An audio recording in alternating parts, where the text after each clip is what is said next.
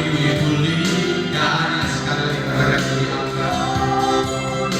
angkat dan dipulihkan. Katakan lebih keras lagi, ku diangkat. Amin, amin. Pulihkan lebih. Terima kasih Tuhan. Kami bersyukur. Kami tetap bersyukur Tuhan. Kami mau tetap percaya bahwa Engkau telah mengangkat kami dan memulihkan kami dalam situasi dan kondisi apapun hidup kami.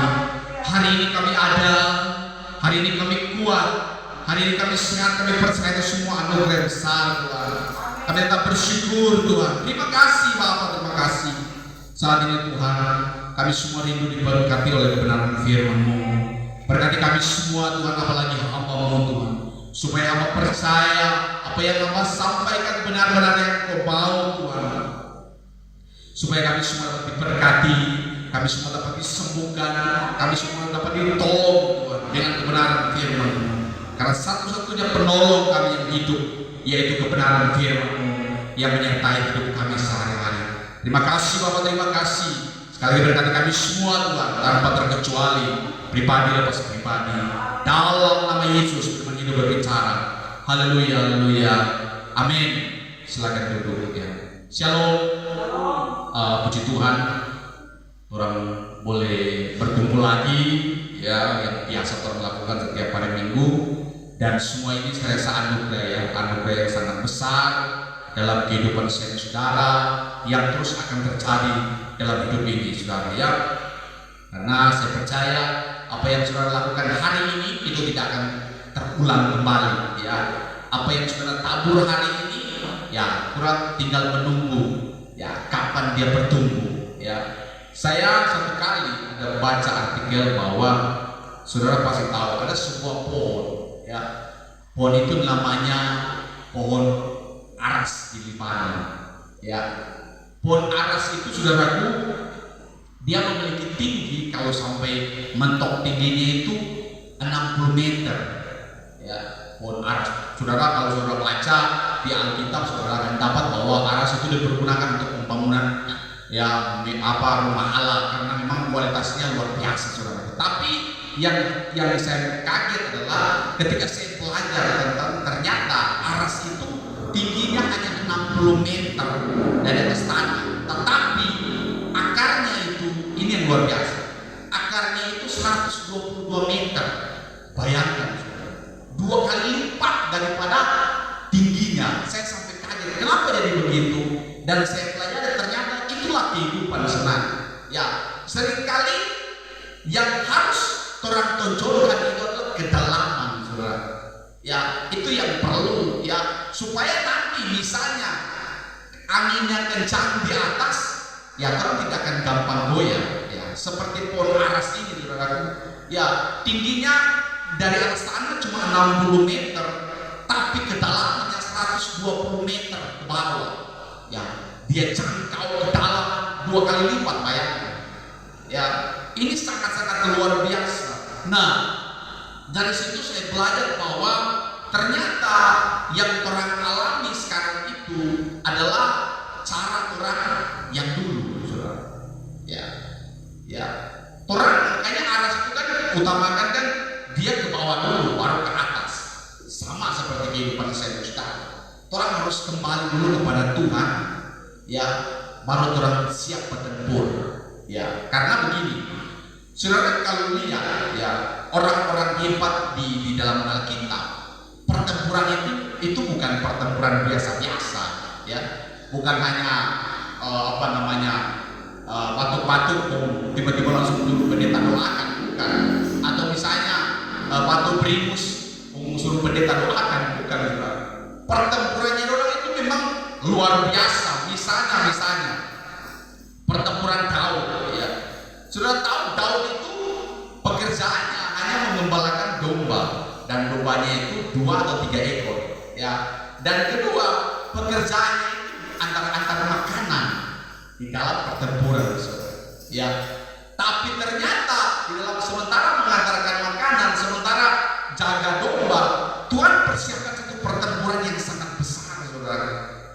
Karena Tuhan tahu bahwa Daud ini satu kali ya kita akan bawa dia jadi raja yang memimpin bangsa yang Tuhan pilih. Tapi sebelum terjadi itu Tuhan harus bawa dulu dia.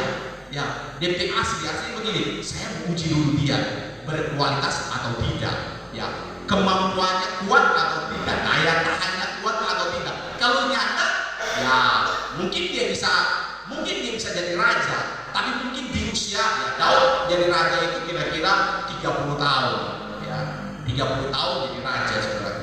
Nah, kalau misalnya daya tahannya tidak kuat, dia bisa dilemparkan lagi mungkin 60 tahun. Ya, saya tadi sudah katakan bahwa Musa itu Tuhan pakai sebenarnya 40 tahun. Tapi karena dia merasa mungkin sewaktunya Tuhan ya. Akhirnya dia bujuk bangsa Ibrani ya sukunya sendiri supaya memberontak, atau misalnya jangan kalian sesama, jangan sampai saling membunuh ya. Orang ini mau keluar dari sini, tapi ternyata ya dia melakukan satu kesalahan sampai dia membunuh mandor dari orang-orang di Mesir. Akhirnya dikejar-kejar oleh Firaun, artinya dia lari. Ya itu yang terjadi. Tapi itu sebenarnya kalau terang lihat dari korelasi adalah itu ternyata adalah Tuhan yang sepertinya sengaja supaya dia itu lebih lagi mengeluarkan yang terbaik. Makanya akibatnya adalah dia dilemparkan di padang gurun dan dia bertarung lagi dengan ketagihan selama 40 tahun. Ya, akhirnya dia dipakai Tuhan 80 tahun, saudara. Tadi puji Tuhan dia melayani 40 tahun. Jadi umurnya adalah 120 tahun, saudara. Nah, ketika orang dengar hal seperti ini bahwa orang-orang hebat itu pertempurannya itu tidak gampangan, saudara. Ya. Dan saya belajar beberapa hal dan hari ini orang akan coba renungkan kembali apakah pertempuran orang itu masih pertempuran biasa atau memang orang itu sudah masuk di level yang berbeda. Ya, orang akan belajar bagaimana Tuhan Yesus kita sebelum dia itu siap pelayanan. Ya, karena sebagian besar orang kalau mulai taat kepada Tuhan itu ada hal-hal yang ia harus lawan orang. Ya mungkin ya fitnah orang, cerita orang, ya apalagi yang paling berbahaya kedagingannya sendiri, egonya sendiri, itu yang dia harus lawan, saudara. Nah, Yesus ini sebelum dia melakukan pelayanan, saudara, dia itu dipertemukan dengan 3 tahap yang sangat-sangat menurut saya sangat-sangat berlawanan dengan kedagingan manusia, bukan kealahan ya, tapi berlawanan dengan kedagingan secara manusia. Karena waktu itu ya malaikat membawa dia setelah dia dibaptis itu di padang gurun.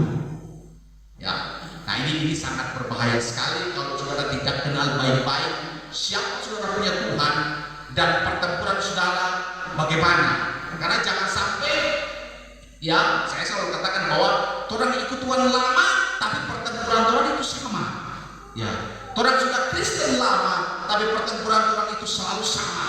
Ya, nah hari ini kita belajar bagaimana pertempuran yang Yesus buat supaya orang itu belajar. Pertama, kalau orang buka dalam kitab Matius 4 ayat yang ke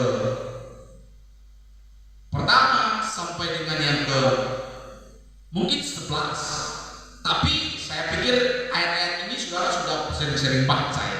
Jadi saya tidak perlu baca ya. Artinya orang ambil DP intinya saja supaya lebih konkret ya.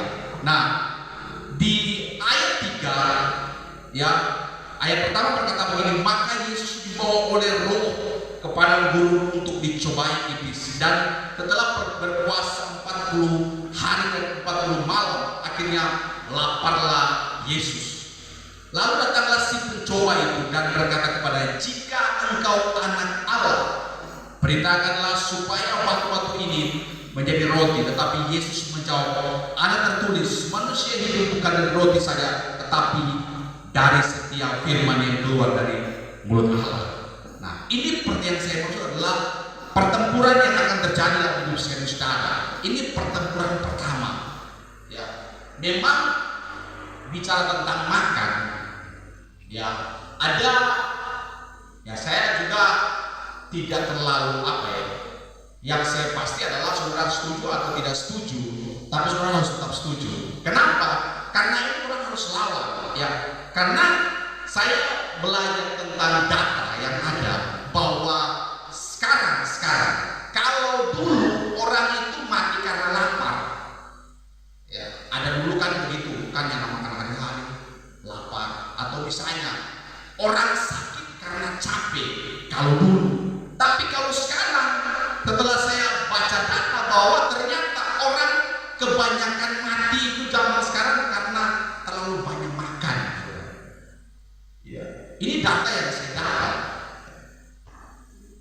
Ya, dan berarti ternyata berbahaya sekali kalau orang tidak hati-hati, orang tidak awas-awas, kalau orang tidak kenali baik-baik apa yang Tuhan mau dalam hidup ini.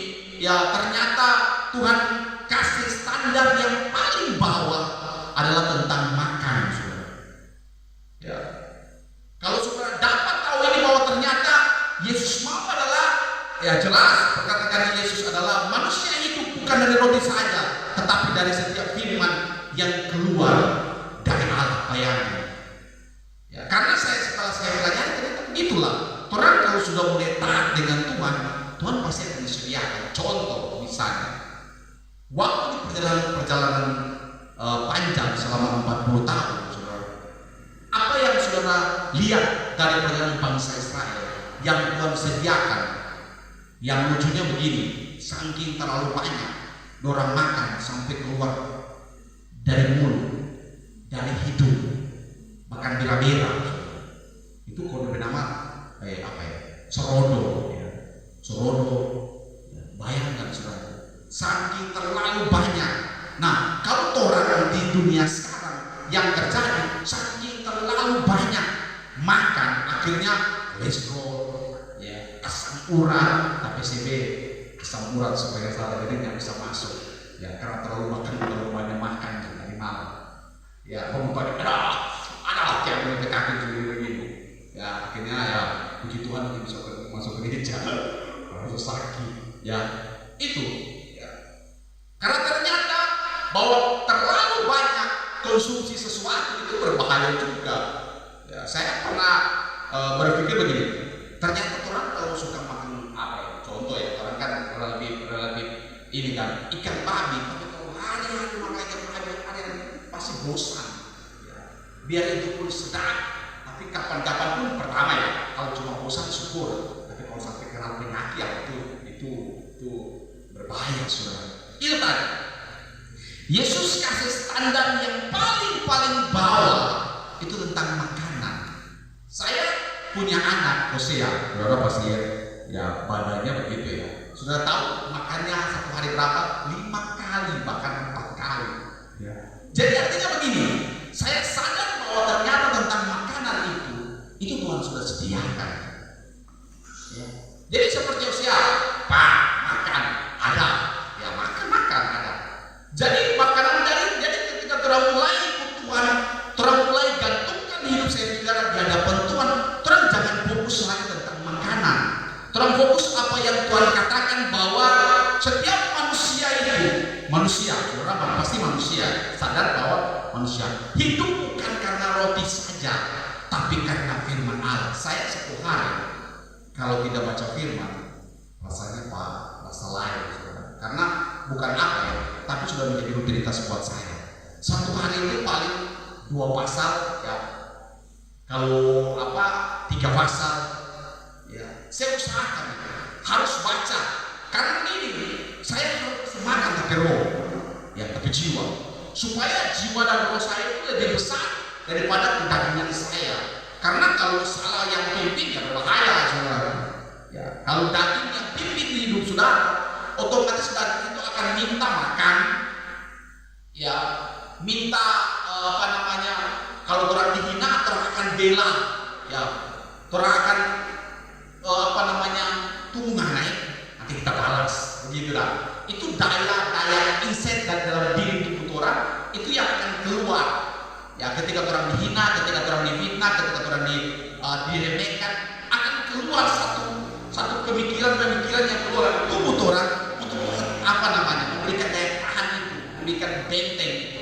Nah itu daging, saudaraku. Tapi kalau buah roh, roh kita yang besar, otomatis orang akan menguasai. Buah roh ada 9. Ya, yang paling berbahaya di situ adalah pengendalian diri.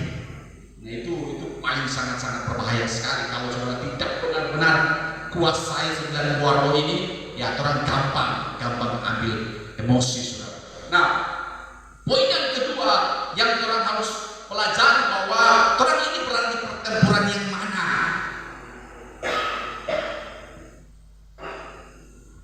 Setelah orang menguasai tentang makan, orang mengerti tentang makan, bahwa makan ini adalah Tuhan sudah sediakan, pasti Tuhan sediakan. Saya pikir di Kelabat tidak pusing-pusing lagi tentang makan ya. Ada BT, ya, ada sarung paku. Cuma jangan hari-hari ya rolling lah boleh. Tapi poin yang kedua, orang diajarkan tentang karakter orang. Yang ayat 5 berkata begini, kemudian iblis membawanya ke kota suci dan menempatkan dia di hubungan bait Allah. Lalu berkata kepadanya, jika engkau anak Allah, jatuhkanlah dirimu ke bawah, sebab ada tertulis mengenai engkau, ia akan memerintahkan malaikat-malaikatnya dan mereka akan menantang engkau di atas tangannya supaya kakimu jangan terantuk kepada batu. Bayangkan, Yesus berkata kepadanya, ada pula tertulis, janganlah engkau mencobai Tuhan Allahmu. Dan iblis pun membawa ayat 7, Yesus berkata kepadanya, ada pula tertulis, janganlah engkau mencobai Tuhan Allahmu. Bayangkan, ini tentang karakter. Setelah kita tahu poin yang pertama bahwa ini pertempuran yang biasa, ya, orang naik level lagi di pertempuran karakter, saudara. Ya, mencobai Tuhan. Ya, seringkali orang mencobai Tuhan tanpa orang sadar. Yang diriku ada obat. Ya, seperti itu ya. Orang taruh Tuhan karena Tuhan maha penyembuh, maha sempurna, maha menyediakan, maha segalanya. Orang taruh di posisi bahwa Tuhan sediakan semua. Tuhan pasti akan sembuhkan. Ya, Tuhan pasti akan. Jadi seakan-akan begini, makan Jo, ya, makan Jo, ya. Jadi makan sembarangan, ya tidur juga biar lat-latnya apa-apa. Ya akibatnya, ya tidur lat, bangun, ya besok sudah tidak maksimal kerja, ya akhirnya, nggak usah kopi di gereja, ya. tetap juga kuat apa? Sama juga, jangan saudara. Karena seringkali orang itu dapat di gereja hal-hal yang luar biasa, yang mengubah karakter orang. Dari karakter budak ya kepada karakter hamba. Bayangkan saudara. Saya kalau lihat, coba saudara nanti pulang, saudara akan baca di kitab Keluaran, saudara akan dapat di sana gini. Ini mental budak, saudara. Ya, ketika orang itu kekurangan makanan, ya bangsa Israel berkata begini, Musa, ya, kenapa karena bawa orang di sini? Ya. Di Mesir sana, ya, orang itu dapat nasi goreng, dapat bread, dapat batang bawang, dapat babi putarnya, dapat semangka. Bayangkan, saudara. Tapi orang yang sadar, orang waktu di sana itu dompet identitas adalah budak, saudara. Ya, itu yang memang ada seorang bilang begini, memang mengeluarkan bangsa Israel dari Mesir mau keluar itu gampang, cuma membuat mujizat saja bangsa Israel keluar. Tapi mengeluarkan Mesir di dalam Israel itu susah. Ya, seringkali hidup orang ikut Tuhan, tapi kebiasaan dunia.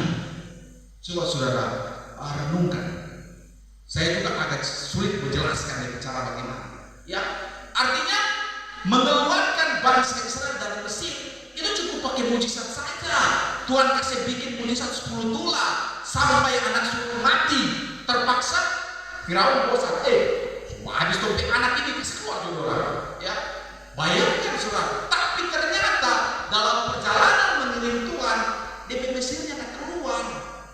di dalam Israel. Jadi ketika orang ditekan tentang makanan, orang bilang, Musa di sini banyak makanan Musa. Kenapa nggak mau orang di sini ada kuburan di sini. Orang mau ditamu dan apa? Nggak mau puasa di sini orang supaya mati di sini, supaya orang ditamu. Tapi ternyata mental budaknya itu nyata berpindah, saudaraku. Karena yang Tuhan mau adalah ketika saudara naik level, masuk dari level karakter saudara harus berubah. Cara berpikir saudara harus berubah, cara bekerja saudara harus berubah, cara menilai orang harus berubah, ya. Karena ya yang berbahaya itu begini. Kalau misalnya ada teman saudara ya punya penyakit kanker, apakah saudara harus benci dia karena dia punya penyakit kanker? Tidak, saudara. Yang orang benci adalah kankernya itu. Makanya orang harus teguh seperti Yesus. Yesus itu tidak pernah benci saudara. Ya. Makanya ada pertanyaan begini, apakah pelacur Tuhan benci? Tuhan tidak pernah benci pelacur. Yang Tuhan benci adalah pelacuran yang dia lakukan. Makanya Tuhan itu semua dia ambil. Mau itu rentenir, ya seperti Matius, dia tarik. Seperti apa? Orang yang pede dan Sakeus, dia ambil, bayangkan. Orang bilang, ngana itu suci, ngana itu pendeta, ngana itu pendeta hebat. Mungkin profesor, kenapa ngana mau singgah pada dia? Ya, bayangkan itu cuma dari luar. Dia itu begini, bla bla bla. Tapi Yesus bilang, hari ini juga aku akan datang di rumahmu. Bayangkan, menumpang. Dan yang hebat adalah perubahan karakter setelah Yesus hadir di rumah Sakeus. Bayangkan, Sakeus berkata begini, semua orang yang aku peras, aku akan kembalikan 4 kali lipat. Bayangkan, saya pikir ini pertemuan yang sangat luar biasa. Ya, dia pendek tapi dia punya karakter. Saya juga sampai berpikir begini, kapan kan Tuhan kita sementara di pohon besar, pun Tuhan bilang, turun jangan, kita buka jadi anak supaya pelayan. Ya, saya pikir ya cuma Sakeus tuh gitu kan, di atas kayu Tuhan bilang, sementara Pak Iris maju, dia bilang, turun jangan, kita mau pakai anak pelayan. Ya, Tuhan yang tahu begitu, cuma Sakeus yang seperti itu. Saya sampai bilang, ternyata ketika dia bertemu dengan Tuhan, ada perubahan karakter, perpindahan karakter. Dari mulai dulu batang-batang di pasar, bayar coba. Beberapa hari anak yang pernah bayar. Tapi setelah dia bertemu dengan Tuhan, bayangkan saudara, dia mengalami perubahan. Dia bilang begini, semua orang yang aku peras akan kembalikan 4 kali lipat. Bayangkan, itu perubahan karakter yang luar biasa. Ya, artinya pertempurannya sudah berbeda. Dari mulai dulu masih pusing tentang makanan, akhirnya dia sudah mulai naik lagi karena dia sudah mengenal dengan Tuhan. Dia sudah mulai naik dalam karakter Tuhan. Tapi ada pertempuran yang terakhir, itu pertempuran yang gampang, yaitu pertempuran tentang menjadi penyembah. Ingat, bukan penyembahan, tapi penyembah. Berarti berbicara tentang pribadi, saudara. Bukan, ya ini salah. Oh, itu suara bagus, berarti dia sementara menyembah Tuhan. Itu salah, saudara. Ya, itu sangat-sangat jauh. Oh, dia jago khotbah, berarti dia ada nomor telepon Tuhan. Salah, saudara. Jangan. Dia S2, dia S3, profesor, doktor, berarti dia lebih dekat dengan Tuhan. Salah. Tidak ada hubungan seperti itu lagi. Yang sudah pernah jelaskan sangat banyak. Poin yang terakhir dikatakan ini, dan iblis membawanya pula ke atas gunung yang sangat tinggi dan memperlihatkan kepada semua kerajaan dunia dan dengan kemegahannya, dan berkata kepadanya, semua itu akan kuberikan kepadamu jika engkau sujud menyembah aku. Maka berkata Yesus kepadanya, nyala iblis, sebab ada tertulis, engkau hanya menyembah Tuhan Allahmu dan hanya kepada Dia sajalah engkau berbakti. Saudara, ya, satu hal yang saya katakan bahwa saudara kalau thinking setan, ya usahakan kata terakhirnya harus katakan begini, keluar. Ya, karena ada yang berbahaya, orang cuma thinking, kita katakan, kita ikat, kita tolak. Orang yang pernah katakan keluar. Karena kalau cuma saudara tumbuh di situ, ya toki-toki dari martel, saudara tidak pernah kasih keluar, itu tidak berguna. Ya, itu saya dapat sudah lama. Ya. Karena iblis tidak akan pernah mati. Ya, jadi kalau cuma saudara toki-toki di mati 5 kilo di situ, toki, saudara ikat, kalau saudara tidak pernah bilang keluar, dia akan pernah keluar, saudara. Saya kasih contoh yang paling simpel adalah ketika di dalam rumah saudara bunuh misalnya meong atau tikus dan saudara habis bunuh, saudara taruh di situ, otomatis akan dibohong. Tapi kalau saudara bunuh dia dan saudara ikat dia, saudara buang jauh-jauh, ya pasti tidak akan bohong. Nah, sama seperti itu.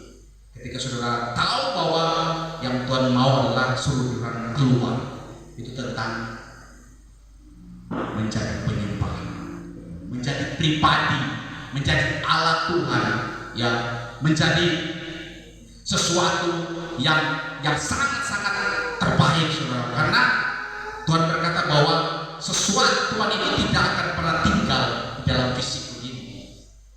Tuhan mau tinggal di dalam tubuh kita, makanya tubuh kita itu harus suci, harus kudus. Makanya Tuhan belajar untuk kalau yang tidak kudus Tuhan tidak akan pernah tinggal. Ya saya juga belajar ya untuk jauhkan hal-hal yang tidak kudus supaya Tuhan itu mau tinggal di hidup kita.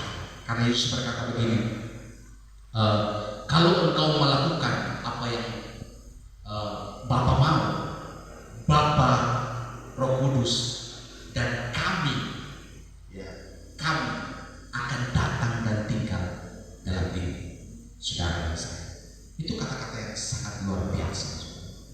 Saudara, satu orang, tapi kalau DP teman, DP Tuhan, DP guru adalah Yesus, dia akan jadi orang yang paling banyak. Tapi kalau saudara ratusan orang dan kawan-kawan ribuan orang, tapi tanpa Tuhan Yesus, saudara tidak akan jadi apa-apa. Alkitab berkata bahwa begini, tanpa Tuhan, di luar Tuhan, orang tidak dapat berbuat apa-apa. Bayangkan, yang paling luar biasa adalah begini. Alkitab berkata lagi bahwa yang terbesar di dunia itu yang terkecil di surga. Bayangkan, saudara. Makanya saya selalu lihat hal seperti ini, bahwa ternyata saya sudah latih diri saya berpikir dalam pengenalan akan kebenaran firman Tuhan, bahwa saya kunci adalah bahwa mau kaya atau miskin, mau susah atau senang, itu tidak ada hubungannya dengan kerohanian. Mari kita belajar bahwa ada 3 poin yang Tuhan sodorkan dalam hidup ini untuk mengikuti Dia, supaya memang benar-benar utuh, totalitas hidup saudara. Ya, pertama Tuhan harus jangan terlalu berpikir tentang fisik, ya, karena di Matius 6 saudara akan baca di sana, saudara akan dapat, jangan khawatir ya tentang apa yang kamu makan, tentang apa yang kamu minum, tentang apa yang kamu pakai. Tapi Alkitab berkata dalam Matius 6 ayat 33, carilah terlebih dahulu kerajaan Allah dan kebenarannya, maka yang lainnya akan ditambahkan. Yang lucu kan begini, orang selalu cari yang ditambahkan, orang yang pernah cari yang kebenaran kerajaan. Saya kasih contoh, misalnya saudara kalau beli motor, saudara akan dapat helm atau helm di mana sesuai hilang. Ya. Saudara kalau beli motor yang baru, saudara akan dapat helm, itu bonus. Nah, masalahnya manusia sekarang, tapi saya harap tidak, orang di sini berubah. Ya. Kejarnya helm terus, ya, tidak pernah kejarnya motornya. Karena kalau orang kejar helmnya, orang tidak mungkin dapat motornya. Tapi kalau orang fokus bahwa orang kejar motornya, kejar maunya Tuhan, ya, kejar kemauan yang Tuhan mau dalam hidup ini, kejar apa yang Tuhan mau dalam pelayanan dalam saudara. Karena Tuhan itu tidak kelihatan, saudara. Bagaimana Tuhan kelihatan? Ya, salah satunya adalah mempraktikkan apa yang Tuhan mau dalam hidup saya, saudara. Makanya Paulus berani, ini sangat-sangat berani sekali. Dia mengatakan begini, ada tanda-tanda Kristus di dalam diri saya. Itu levelnya berbeda sekali, saudara. Kalau saudara satu kali di muka umum, ngomong panjang, kita ada Kristus di dalam kita. Bayangkan, itu level yang berbeda. Ada video itu bilang begini, kapan terlalu gemuk sekali? Saya kantin karena Tuhan. Bayangkan, saya dengar video itu, saya kata-kata, saya kantin karena Tuhan. Saya begini karena Tuhan. COVID, digigit lebah, bukan. Ini karena saya ganteng sama Tuhan. Berarti begini, dia tahu dia ada posisi di mana dan dia tahu apa yang dia lakukan. Seperti itu. Berarti saya ada hari ini, itu semua anugerah. Ya, saya lakukan hari ini apa yang terbaik, itu semua anugerah. Ya, makanya saya katakan bahwa orang kalau sudah benar-benar di hadapan Tuhan, ya, berdosa itu sama dengan apa ya? Kecelakaan, saudara. Bukan tujuan. Ya. Itu karena kalau orang di luar Tuhan, orang berbuat dosa itu anggap biasa, itu biasa. Tapi kalau orang sudah di dalam Tuhan, orang ketika berbuat dosa, misalnya terjadi dosa, itu hanya kecelakaan. Dia mungkin tidak bisa orang hindari, tapi itu kecelakaan dan itu bisa orang perbaiki, bisa orang atur ulang. Tapi kalau orang yang di luar Tuhan kan berdosa saja, biasa saja. Ya.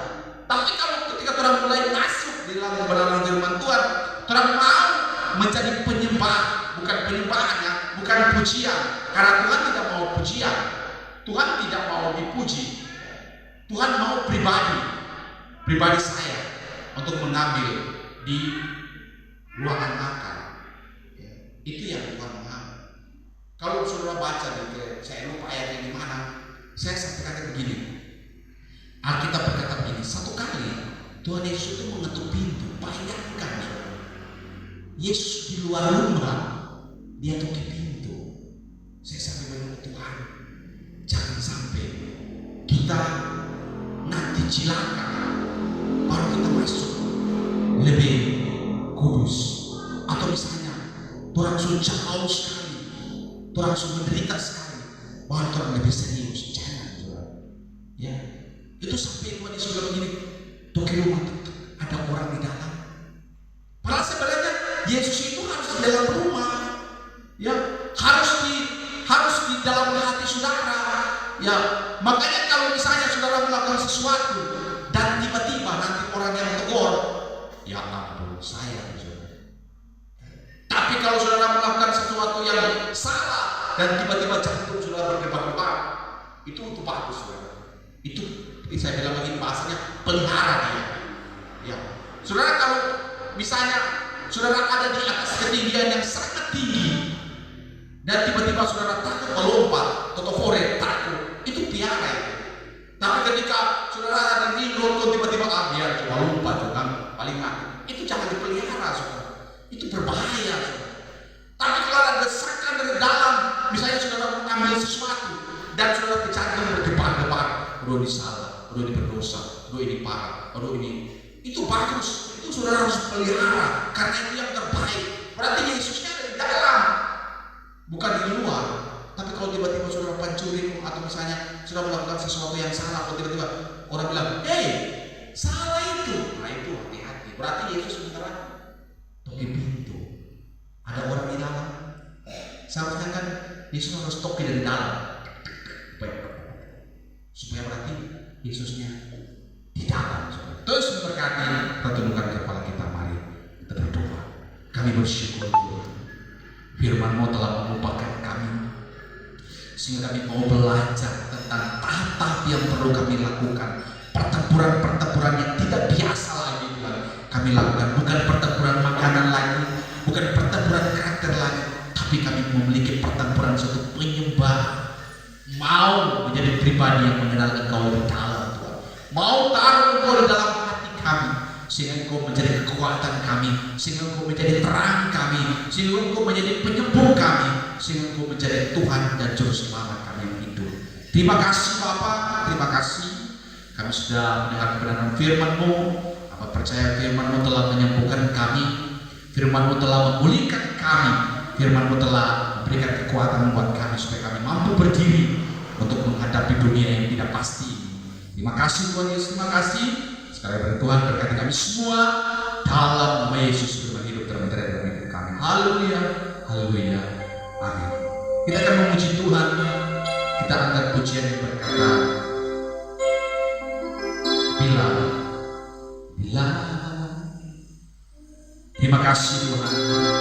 Hari ini kami bersyukur karena firman-Mu telah kami dengar dan Kami percaya apa yang kami dengar hari ini kami akan praktekkan dalam setiap kehidupan tingkah laku kami, Tuhan, sehingga kami menjadi pribadi yang lebih dewasa lagi, pribadi yang lebih mengenal Engkau lebih dalam. Kami mau menyembah Engkau, Tuhan. Sentuh hati kami, ubah hati kami, ubah pikiran kami, supaya kami benar-benar mengenal Engkau. Terima kasih, terima kasih, terima kasih.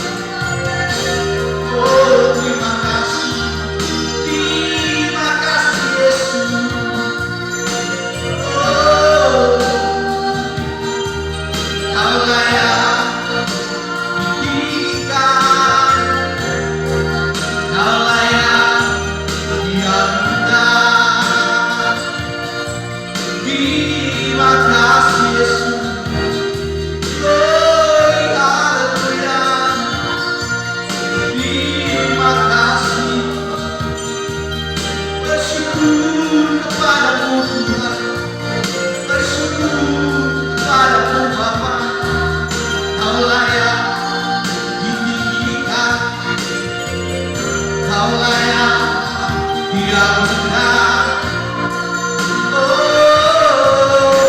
Terima kasih Yesus, terima kasih Bapa,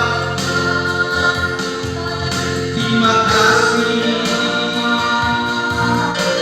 Oh Yesus, glory, glory, glory, haleluya. Glory, haleluya.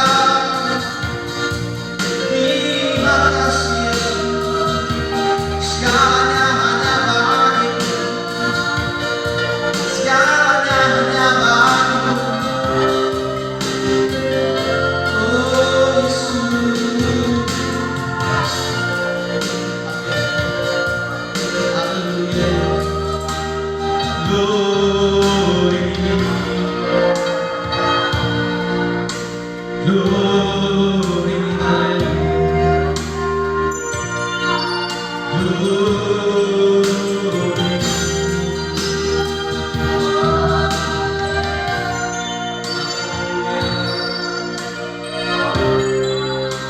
Terima kasih.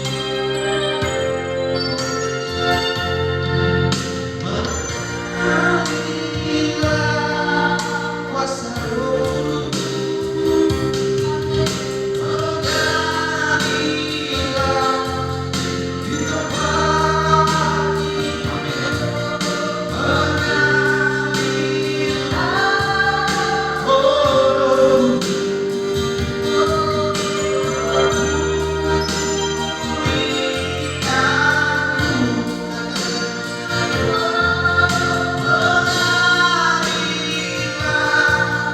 kuasa Roh Kudus, menyalilah di tempat ini, menyalilah, oh, pulihkanku. Sekali lagi katakan menyalilah. Amin, amin. Kuasa Roh Kudus, oh Yesus, menalilah di tempat ini, menalilah, oh pulihkanku.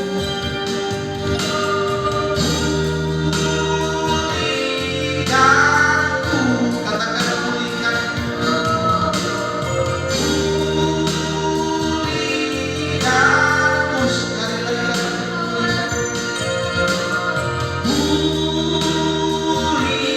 pulihkanku.